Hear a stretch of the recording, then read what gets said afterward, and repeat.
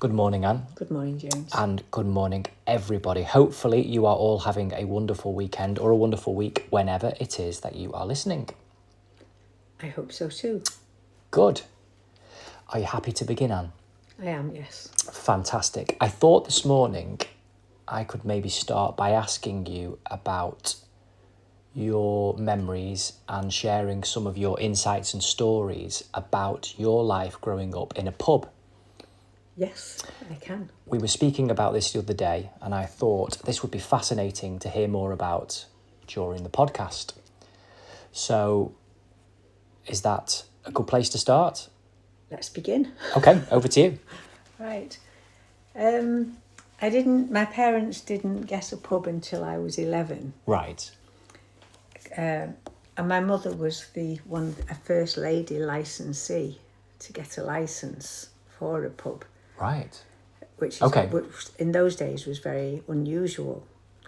So it was after the war, so it would be 1951 Right, when okay. things were changing. And So were both your parents on the licence? No. No, so No, it was my just dad your mother? wasn't, no. Right, No, okay. my dad That is wasn't. interesting. Yes. Yes, she got the licence, but she was a go-getter. My mother was really a go-getter. Right, okay. And my dad followed. So, yeah. Yeah. So that there was that side. But my dad had a job still. Right. My dad was working at the English Steel. But as I've said before, I'm from a very, very poor background, but my mother was determined Yes. to move my brother and myself from the area where we were living. Right, okay. Because she didn't see progress there Okay. for us. Okay. And I'd passed my 11 plus. Yes. So then she thought, well, I passed my 11 plus, we need to start moving on now. Okay. So that's what happened. So going into a pub, I had lots of friends. Yes. Because remember, nobody could go into a pub until you were 18. No. Nobody. So you lived above the pub? Always. Okay. Yes, always. Yes. So I became everybody's best friend at school because Yes. nobody had ever been in a pub. Wow. So my friends used to want to come and see what it was like inside one. Yes. So that was quite exciting. Good. And in 1953, which was the coronation year, Yes. my parents got our first television, which was a 12-inch screen. Right. And that was to show the coronation to, not for us, that was to show the coronation For the entire pub? For the entire pub. So everybody was crammed in, hunched over looking at this 12-inch television everybody, screen. Wow. Yes. But imagine the atmosphere as well. Yes. It was electric. Was it? This new queen Yes. after a war. Yes. King rather, not queen. No, new queen. It was a new queen. It was Queen new Elizabeth yeah. II. Queen Elizabeth, yes. Yes. So after a war, then suddenly everything was changing. We'd had the abdication. Yes. So life was really a little bit in turmoil for everybody because everything was changing. Everything Yes. changed after the war. Yes. So going into a pub was exciting, and my dad had never done anything like that. Nor my mother, because my dad worked at English Steel. My mother was in accounts, but she was very, very canny. Yes. So when they got this pub, I wasn't allowed downstairs in the pub at all. I was never allowed into it because you couldn't go through the doors until you were 18. Even when the pub wasn't open? Okay, when it was open. You were okay. It was okay when it wasn't No, because open. the front door was locked. Right. Okay. As soon as it was time, the front door was locked. Nobody was allowed over the step. Okay. So we all went in at the back. Okay. So no, I never did go in the front Right. Okay. until I was 18. Right. That's odd, isn't it? Nobody would do that today. But that's what my dad was like. These are the rules. Yes. Very principled. Very, very, very principled. Okay. So you had in the pub those days, you had a vault. Yes. So you do still have a vault They do now, still but have vaults. ladies allowed into So the it. vault was a small room to the side of the main bar For the men. for the men. Only the men. Only the men. Right. Okay. No women at all were allowed in there. Okay. So if somebody came into the pub and they were swearing Yes. in the lounge, they were in the lounge part and they swore, my dad would immediately say, don't use that language where ladies are. Yes. You go into the vault. The vault is for the men. If they wish to swear, you go in the vault. Couldn't tell a dirty joke even. Right. If they were selling a dirty joke, go into the vault. So he really was principled. Unbelievably principled, yes. Good. So Okay. it was I suppose what we're looking for in a community centre, I've already gone through that community centre in a way. Right. Because the pub was the community centre, but for adults. Yes. So Not you're children. talking about our community group. Yes, our community If we were group. to obtain a centre, Yes. you're saying you've already had that feel of a sense of a centre Yes. for community, which the local pub used to be, didn't Yes, it? it did. The village pub, the Yes. town pub, a place where people could come Mm. and talk and be together. Darts, dominoes, pool, snooker. Yes.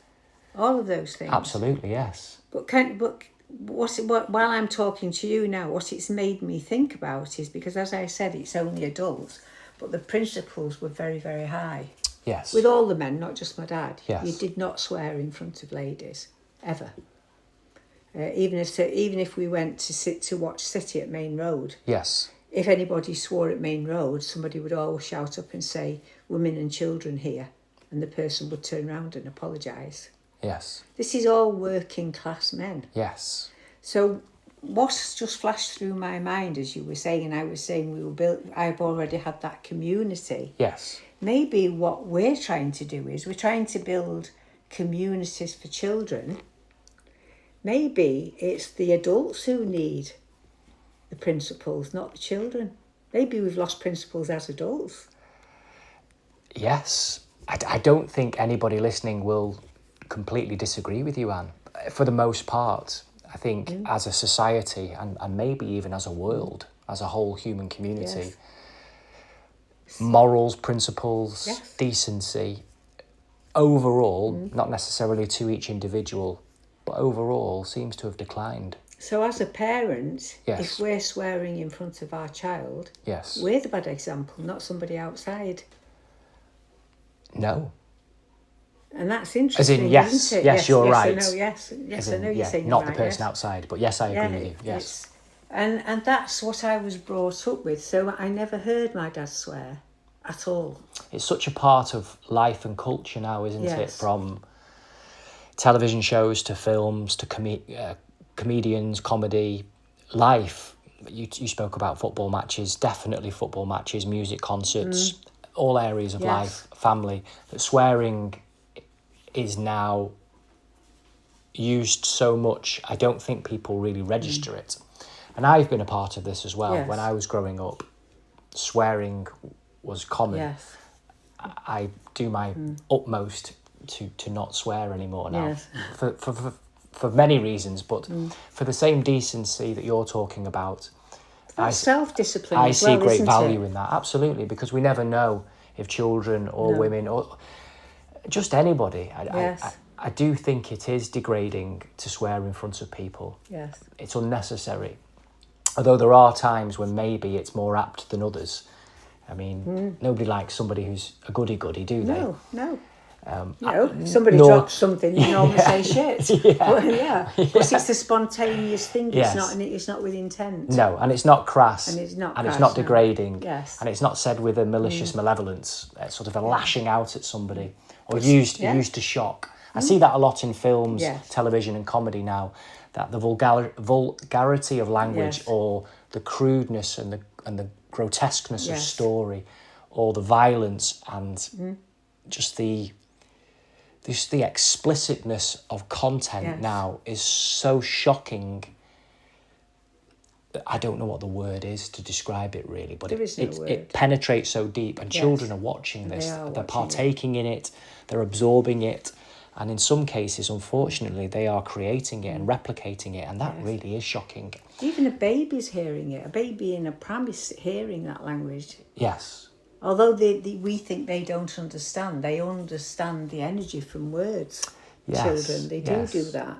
But to give you an example of what my dad was like, Yes. is that one day by the time I was 18 and I was going out with Jim, he would, if anybody swore and they wouldn't take any notice of him, he used to bar them.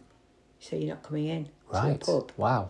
So And that we- takes strength. That Yes. takes real strength. So we've got Yes. Teddy Boys. It's the Teddy Boy era. Yeah. So you got the mods. Yeah. and you've got the teddy boys, and they're all in there, so obviously they're talking to each other and they're getting girls. Yes. But if they swore or they just said something they shouldn't be doing, my dad used to say, you're out for 2 weeks, you're out for 4 weeks. Right, And okay. you're not coming in.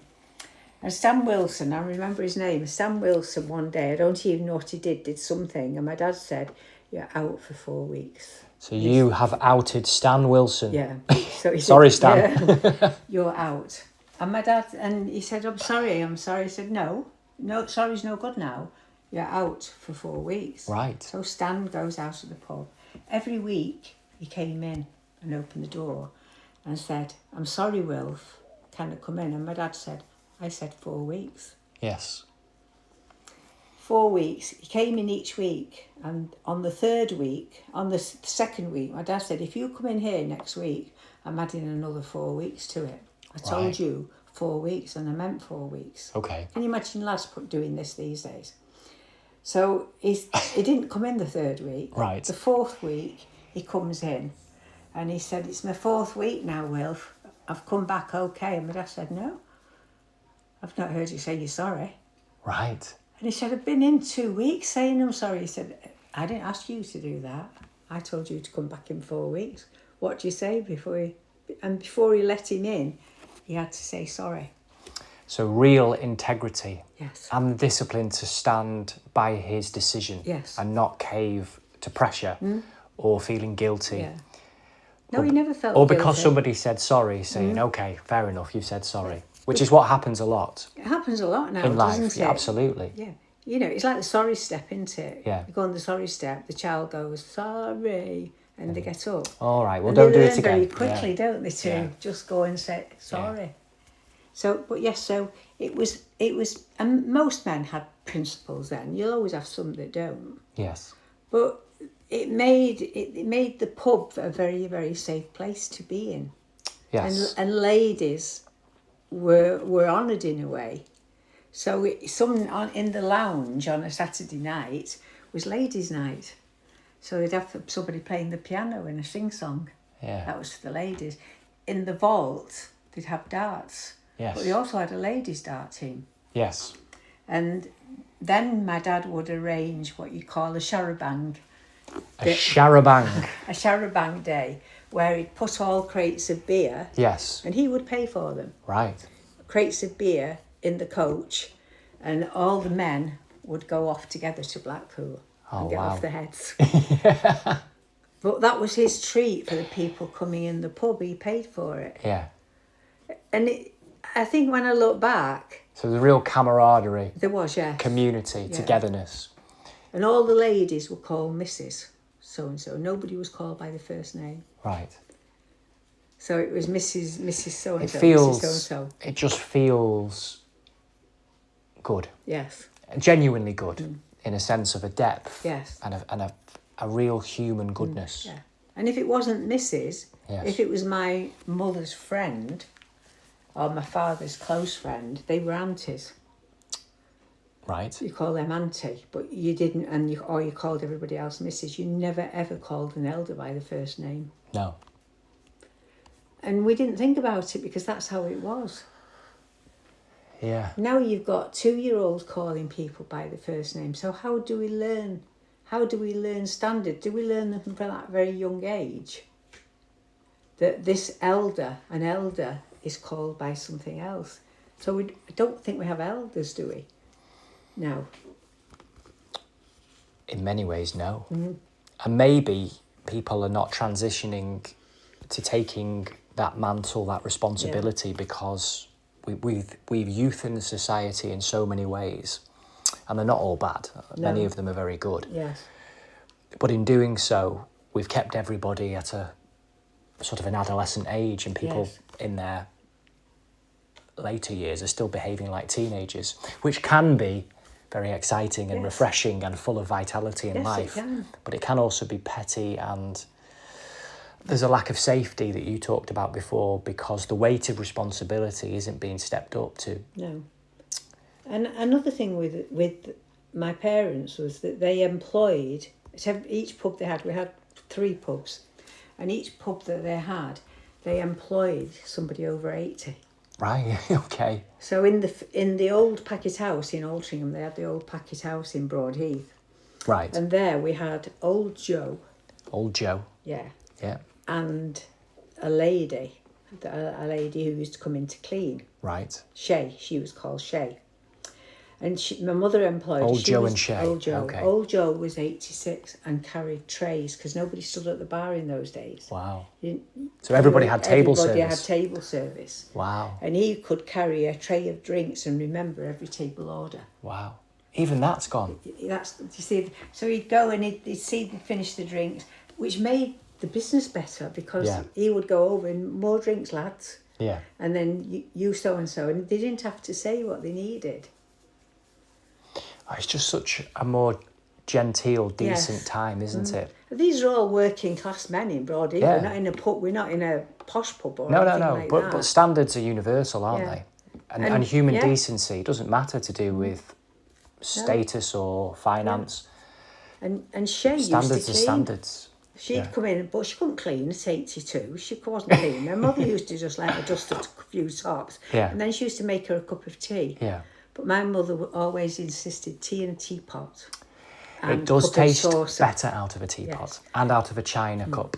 So we'd sit round the table does. with her to talk. Yes. And when I was 14, Yeah. I still remember this, when I was 14, sat at the table with old Shay and we're having a tea. And at 14, I was always very interested in people. I've always been, all my life, even when I was tiny. Yes. But I can remember I said to old Shay at 14, Shay, what's the happiest day in your life? Because she looked ancient to me at 82 at 14.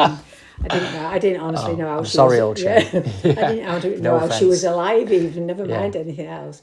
And I said to her... Tell it like it is, Em. So I said to her, Shay, what's the happiest day of your life? Which is odd for a 14-year-old to ask somebody like that. Right. And she said to me, Anne, the happiest day was when I walked behind that old sod's coffin down the path.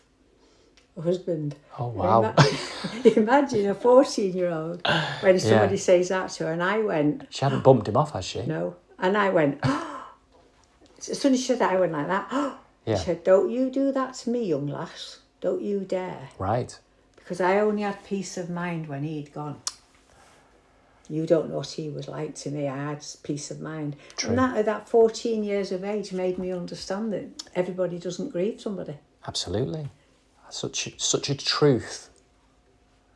And an important one as well. Yeah. And we do, don't we? We all have an expectation that we should go to somebody's funeral and be grieving for them. Every one of us, otherwise there's something wrong with us. Yes, I suppose that's what is dictated to by what people think are societal norms, but they aren't always true to feeling, are they? There's a difference. Often they're not, to be honest with you. Often they are not. So there's a difference between grief and respect. Yes. So you could go out of respect, Yes. but not necessarily grief.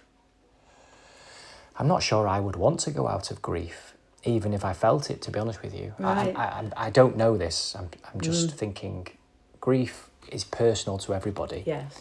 So it's not for me, nor would I ever want to speak for anybody about something so personal when genuinely felt. Yeah. But for myself, it's such a personal, intimate feeling, experience. Yes. I don't know what I would do, to be honest with you, with such a depth of feeling. But I would rather be quiet. Yes. And away from others in that particular space, both in terms of internally space, Yes. how I feel inside and what's going on around me, not out of disrespect at No. all. But it's so personal, so intense a feeling. Yes. I'd rather be away from people at times like that. But I know people grieve differently, and I would never wish to nor want to tell anybody or even expect anything of anybody else that's the same. So it's so personal, and all of you listening will have your own relationship with grief and with life and meaning and love and loss and everything. Growing up, I never had lots of friends. Right. At school, I had one friend, Okay. Barbara. I had acquaintances around us, Right. but Barbara was my friend. Was that because you were very picky, or you were just I'm not easy to get on with? Probably not easy to get on with. But I've never needed a lot of people as that close. I don't think I have. I don't have many people. Maybe I don't show myself. Maybe that's what it is. Right, okay. But Barbara was the one person who I started school with, who knew me better than anybody else would ever know me. Right. So that friend who you start school with knows everything you've done that you shouldn't be doing. Yes. And you grow up together, And don't you grow up, and you your get up to parents, no yes. good, and you Yes. support each other, and you Yeah. cover each other in terms of story and lies. Absolutely, yeah. Absolutely, yeah. And we both, we both had boyfriends at the same time. We both got married. Our children all played with each other. Oh, And that's nice. and then my other close friend, the other one, was Nita, who I Nita, met right. when I met Jim. Yes. And we both had children born with hair lips and cleft palates. Wow. And so obviously we became very close because we Yes. helped each other through certain really hard times with that. Okay. And when we moved to Wales for a little while, Jim and I, and Right. Nita followed us, and she lived in Wales with Okay. her husband. Planned? She planned to come, yes. Right, okay. When we came back, I didn't like it in Wales. So when you do make a friend, you're very, very close? Yes, yes. Okay. So we Okay. came back to this area, and Nita stayed there. Yes. And obviously I would ring her and go and see her occasionally. And when she died about 2 years ago now. Right. And when she died, her son rang me, because I was auntie to all her children. Yes. And she was auntie to my children. Right, okay. And her son rang me, and she died very suddenly. And he said, Anne, Mum's died today.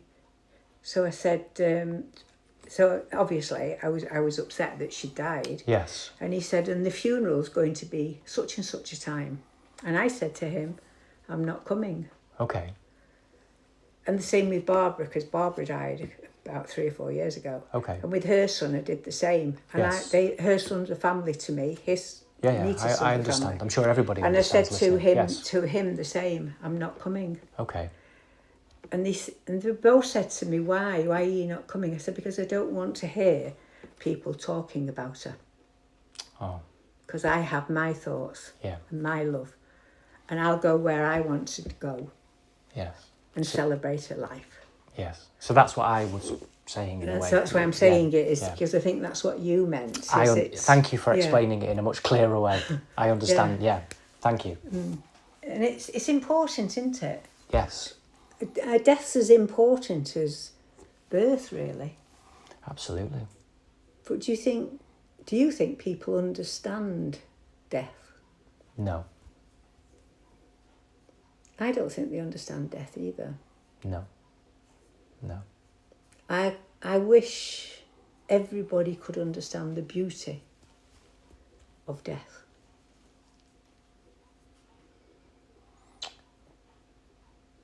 Yes.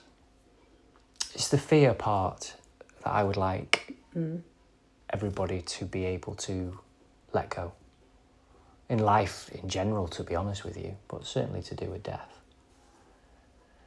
That it's not the end. That's what I'm trying to say, yes. It's not the end. And the most wonderful experiences open up.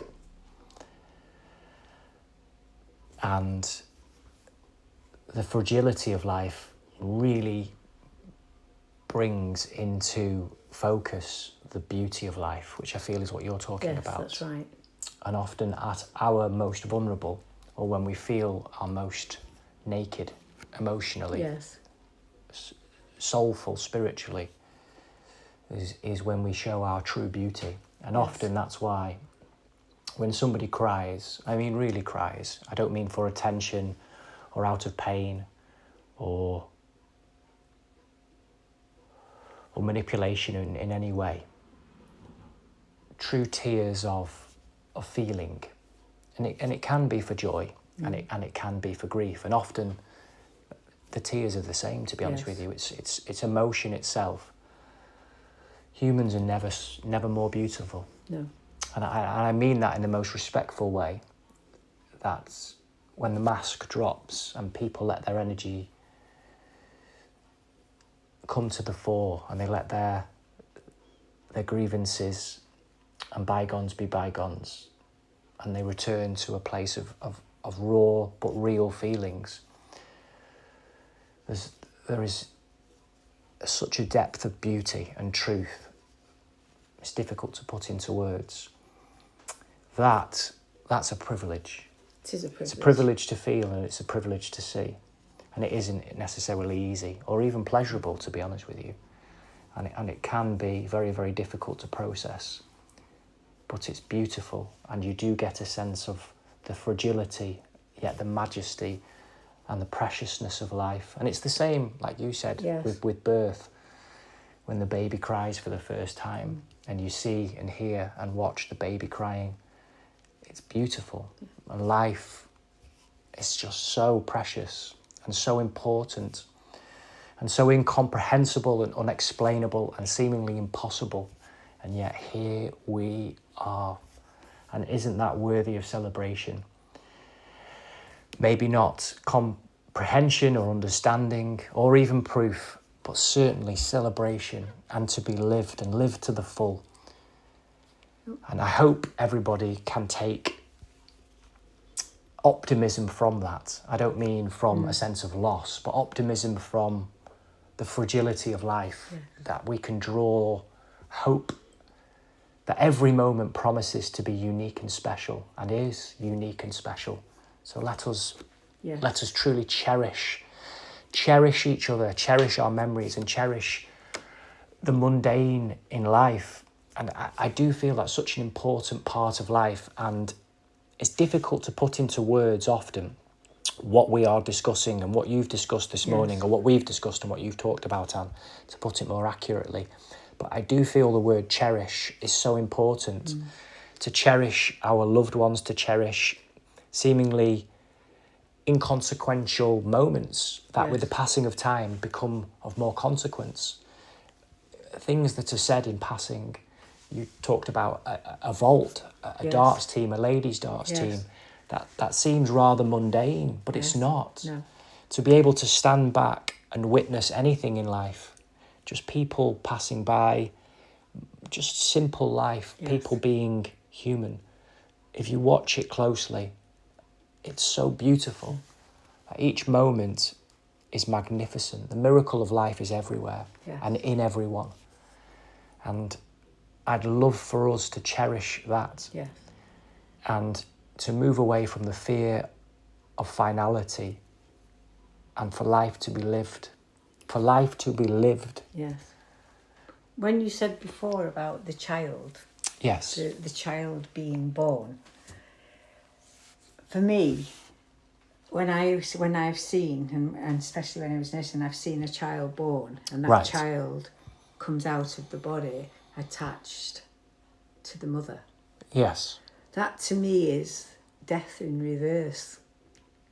Because as that child comes out, it doesn't know what this earth is going to be like. No. It's never seen light. Wow. So it comes out and it's never seen light, and it's never had a breath, not one breath. No. But it's been breathing from the mother. The mother's given it life, the placenta. And it comes out, and the moment that cord is cut, that child has come from that life to this life, which is the same in reverse on death. It's such aren't we privileged when we know that? It's such a blessing that we can all feel it. The challenge is when our mind steps in and people want to try and explain it, and we're the same, everybody's the same, and it can't be explained. No. But we can all feel the magic of life and the miracle of life, like you said, with a newborn baby. And with the most important aspects of our life, and it could be to do with anything.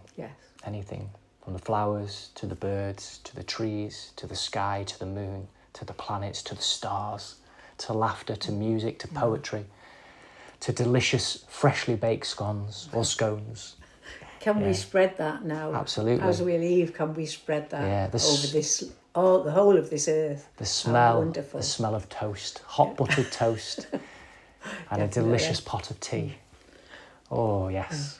I mean, it is. Let us take real pleasure from life this morning. Yes. And I hope all of you listening can take, even if it's just a morsel of pleasure from something, Yes. I hope that magnifies and grows for you.